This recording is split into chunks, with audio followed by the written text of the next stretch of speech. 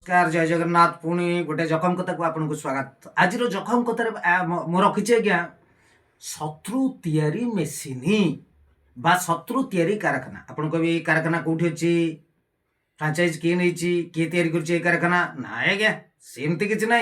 शत्रु तैयारी कारखाना होचंती आपण निजे।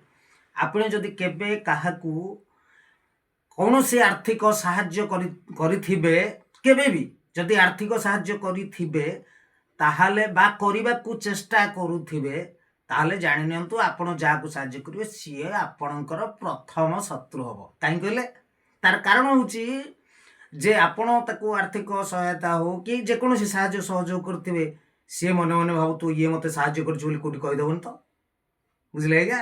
तेणु शत्रु तैयारी कारखाना कौटी मिलेनी। शत्रु तैयारी कारखाना आमे निजे। पुणी गोटे जखम कथार भल एपिसोड नहीं आपन पाखे हाजर होगी से पर्यंत रही नमस्कार। जदि वीडियो आपको भल लगे लाइक कमेंट शेयर सब्सक्राइब करने को जमा भूलनी। नमस्कार।